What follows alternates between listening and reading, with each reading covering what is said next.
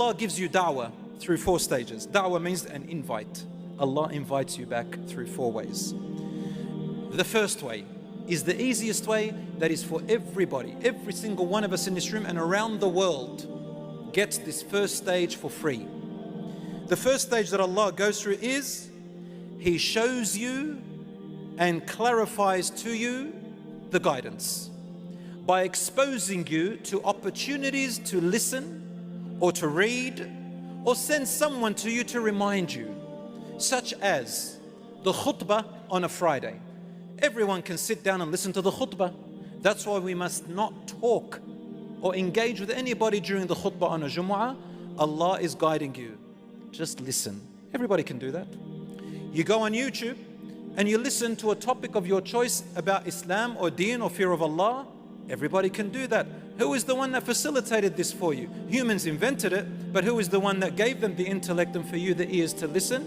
Allah. So Allah brings to you something like that. I've heard young people tell me, you know what, subhanAllah, today I was thinking about this. I opened up my phone and on YouTube, what's the first thing that came up? This. SubhanAllah, wallahi, this is a sign. Yes, it is a sign. It is a sign. Now, if that doesn't work for you and you continue to go astray, Allah then goes a little, He guides you through a little bit of a tougher approach. The second stage, He will nurture you through disciplining you. So first, you didn't take the reminder when you were comfortable.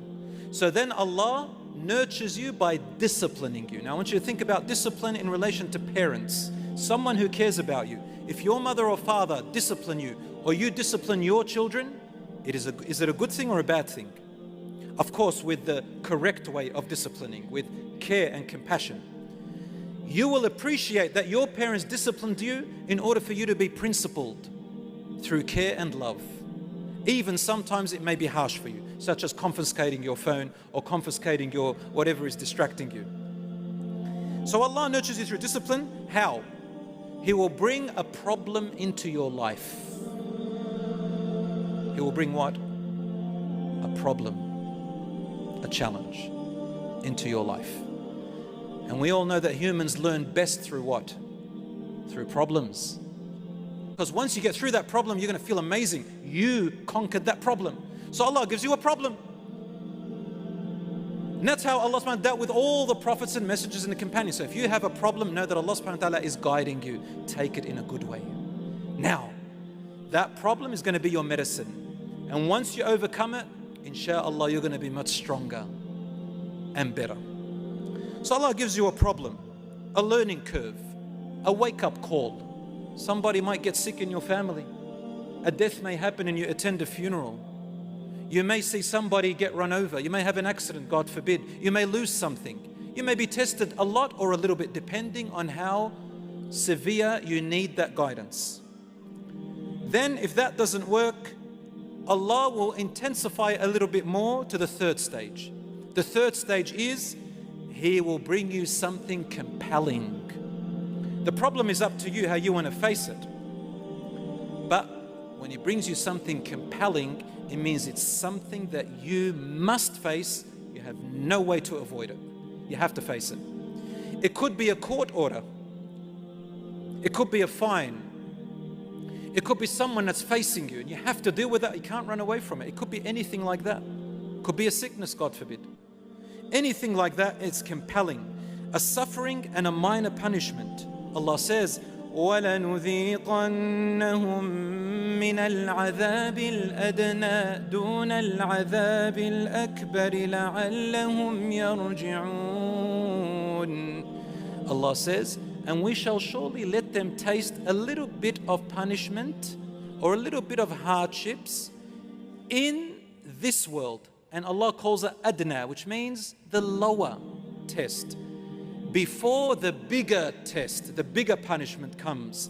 Why? Allah says, لَعَلَّهُمْ يَرْجِعُونَ, in the hope that they will return. So why are little punishments happening to you in this world? In the hope that you may what? Return. So you can stand up again. If that doesn't work, no reminders, no problems, no compelling situations, over and over and over, and they accumulate, and we decide to run away from Allah to everything else to numb our desires and our fears. Drugs, alcohol, crime, God forbid, haram images, haram relationships. After all these three stages, if nothing works and reminders come again and again, then the catastrophe happens. And I'm going to finish it with this. Do you know what the catastrophe is? What do you think it is? Huh? What do you think the catastrophe is? If all the reminders come to the person and the person does not wake up and return, what is the catastrophe that Allah brings you? You might think death, sickness, Allah's going to send a lightning bolt, a lightning on you, someone's going to murder you, someone's going to go from your family, something terrible is going to happen, you're going to lose your business. No. None of that is going to be the catastrophe. You'll be surprised to know that the final catastrophe will be Allah just lets you go. He just lets you go. Do whatever you want. Make as much money as you want. Fulfill your every piece of desire that you ever wanted. So Allah lets you go to the dunya, to your desires, to everything. We do not want to reach that stage, because that means that Allah is no longer with us. He has abandoned us because we abandoned Him. And the only thing we'll receive is a temporary, ugly world, and even the world will turn against you. As for the hereafter, there will be nothing left. And that's why Allah says, وَلَا تَكُونُوا كَالَّذِينَ نَسُوا اللَّهَ فَأَنسَاهُمْ أَنفُسَهُمْ أُولَٰئِكَ هُمُ الْفَاسِقُونَ. And do not be like those who forgot Allah, so Allah made them forget who they are. These are truly the ones who are corrupt. But rather, we want to be among those whom Allah subhanahu wa ta'ala loves, and we love Him, and inshallah we get the best of both worlds here and in the hereafter, inshallah.